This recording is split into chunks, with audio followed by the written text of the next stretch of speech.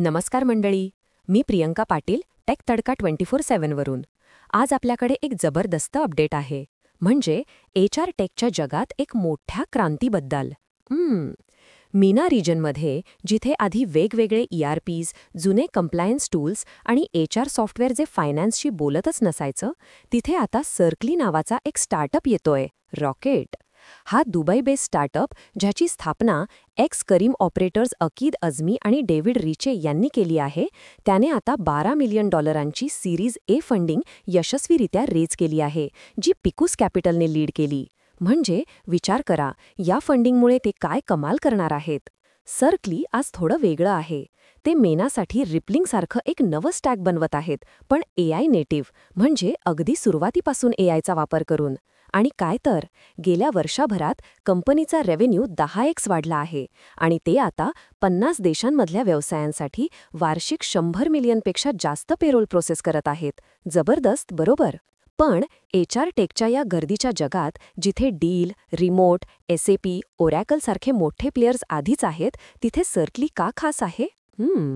तर CEO आझमी म्हणतात की त्यांचं AI फर्स्ट अप्रोच हेच त्यांचं सिक्रेट वेपन आहे. त्यांनी सर्कलीची सुरुवात केली कारण त्यांना करीम आणि किटोपीमध्ये असताना लोकांशी संबंधित ऑपरेशन्समध्ये खूप अडचणी जाणवल्या होत्या. पेरोल वेगवेगळ्या सिस्टम्समध्ये विभागलेला आणि कंप्लायन्स प्रत्येक रिजनमध्ये वेगळं. हे सगळं एकत्र आणण्यासाठी सर्कलीने आधी HR, पेरोल आणि कंप्लायन्स कन्सॉलिडेटेड केलं. पण आझमीचं विजन अजून मोठं होतं, AI सोबत. म्हणून गेल्या 3 महिन्यात त्यांनी संपूर्ण पेरोल इंजिन पुन्हा नव्याने लिहिलं आहे, मल्टी कंट्री आणि एजंट कंपॅटेबल. म्हणजे आता ते जगभरातल्या ज्युरिस्डिक्शन्समध्ये अधिक प्रभावीपणे स्केल करू शकतील. आझमी म्हणतात, मागच्या 20 वर्षांचे सिस्टम्स SAP, ओरॅकल, वर्कडे हे ऑन प्रेम आणि क्लाउडसाठी बनले होते. आता आपण AI नेटिव्ह जगात प्रवेश करत आहोत. आम्हाला फक्त AI इंटिग्रेट करायचं नव्हतं, लोकांना आणि एजंट्सना एकत्र कसं काम करायचं आहे यासाठी संपूर्ण स्टॅक पुन्हा विचारात घ्यायचा होता. आणि हेच त्यांनी त्यांच्या रिक्रुटमेंट मॉड्यूलसोबत पण केलं आहे. सर्कली आता एजंट ड्रिव्हन फीचर्स देतं, जे कॅन्डिडेट लिस्ट शोधू शकतं, इंटरनल डेटासेट्समधून सोर्स करू शकतं आणि हायरिंग फिटवर बॅकग्राऊंड लॉजिक चालवू शकतं. खरं तर त्यांची स्वतःची इंटरनल ऑपरेशन्स पण AIवर चालते. ते कस्टम बिल्ड ट्रेजरी आणि रिकन्सिलिएशन एजंट्स वापरतात त्यांच्या फायनान्शियल्स आणि अकाउंटिंगसाठी. आणि याचमुळे अवघ्या 14 लोकांच्या टीमने सीरीज ए बंद केलं, ज्यात 21% month two month revenue growth rate कायम राखली. इम्प्रेसिव्ह, बरोबर? पण AI व्यतिरिक्त फाउंडरच्या मते सर्कलीची दुसरी ताकद आहे कन्सॉलिडेशन. मेना कंपन्या अनेकदा वेगवेगळे प्रॉडक्ट्स वापरतात, एक्सपेन्स मॅनेजमेंट, पेरोल किंवा रिक्रुटिंगसाठी.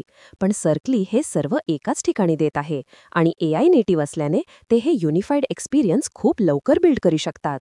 यामुळे सर्कली कस्टमर ऑनबोर्ड इतकं फास्ट करतं की सेटअप फक्त 2-3 दिवसात होतं, जिथे लेगसी सिस्टम्सना अनेक महिने लागतात. त्यामुळेच vision bank, global climate finance centre, हस्पी, लीन टेक्नॉलॉजीज आणि झीनासारख्या मोठ्या कंपन्यांनी सर्कलीला निवडला आहे. पिकूस कॅपिटलने मेनामध्ये पहिलीच गुंतवणूक सर्कलीमध्ये केली आहे. या फर्मने पर्सोनियो, मल्टीप्लायर, डील सारख्या अनेक ग्लोबल HR कंपन्यांना सपोर्ट केला आहे. या गुंतवणुकीसोबत सर्कली नवीन AI नेटिव्ह प्रॉडक्ट्स लॉन्च करणार आहे आणि मेनामधील 5.8 बिलियनच्या HR सॉफ्टवेअर मार्केटमध्ये स्वतःची जागा पक्की करणार आहे. तर मंडळी, HR टेकमध्ये AIचा हा नवा अध्याय नक्कीच खूप रोमांचक असणार आहे. मी प्रियंका पाटील, टेक तडका 24/7 साठी. भेटूया पुढच्या अपडेटसोबत. तोपर्यंत टेक तडका पाहत रहा. जय जय.